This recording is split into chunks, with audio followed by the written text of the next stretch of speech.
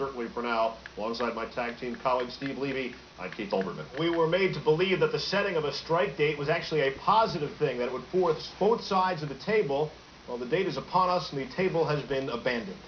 Not apocalypse now, but apocalypse shortly. For the first time in American history, a union is about to go on strike even though its members make an average salary of $1 million apiece. Last-minute, frenzied, panicked phone trees involving a handful of owners proved to be false hopes. And barring an act of providence, within 2 hours, the 5th regular season walkout in the history of baseball will be underway.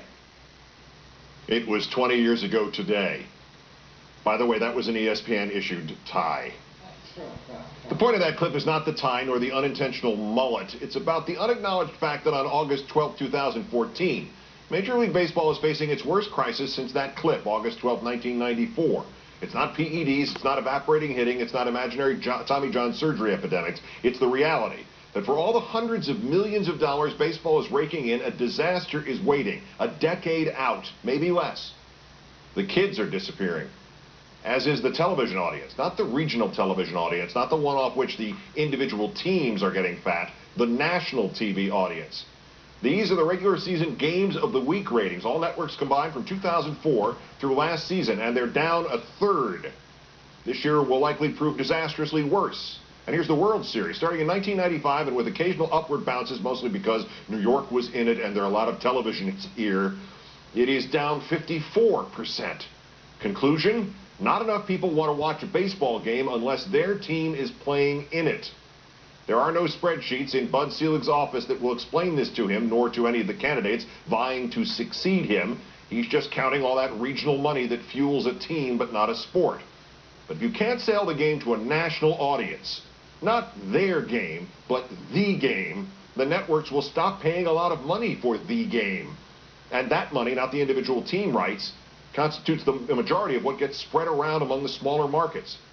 It may very well be that in football, the New York Giants do not actually give a damn if the Kansas City Chiefs disappear tomorrow, but the NFL forces them to with revenue sharing.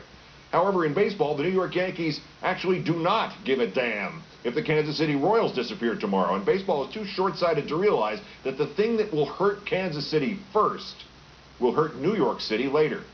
A decade ago, 11% of 12 to 17-year-old kids still thought of baseball as their favorite sport.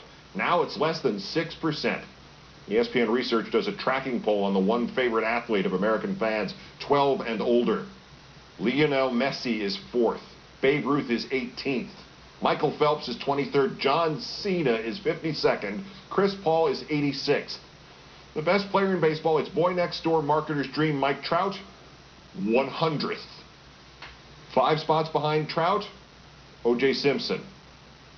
In 1995, the median age of people in this country was 39. The median age of avid baseball fans was 38.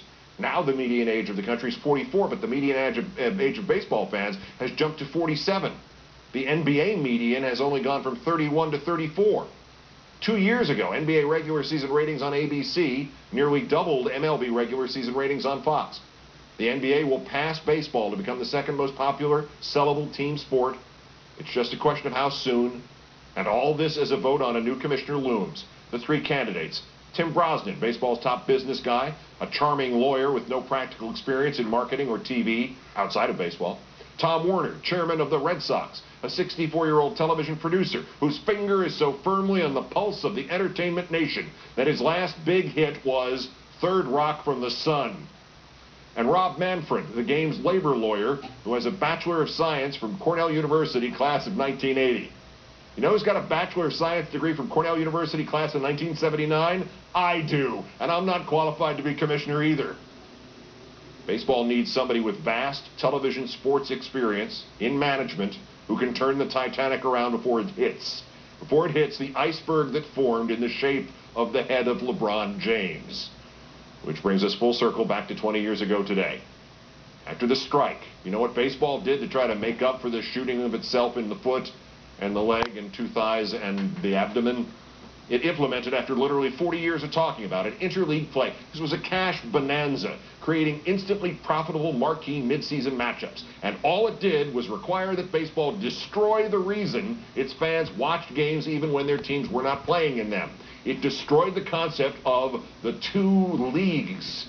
In the old days, like 20 years ago yesterday, if you were a Boston Red Sox fan, you virtually never saw the National League teams in person. So if they were on the game of the week, you might watch them there. At All-Star time, you had to watch the charming spectacle of guys from your league performing against the stars from its exotic rival. And the playoffs and the World Series, when the Red Sox weren't in it, you either desperately rooted for somebody else from your league, or if that was, say, the Yankees, you desperately rooted against them. Does any of this sound familiar to you? No? Of course not. Baseball killed all that off. It was called the reason to watch a game, even if your team wasn't playing in it. And baseball had better find a good new guy who has a new reason.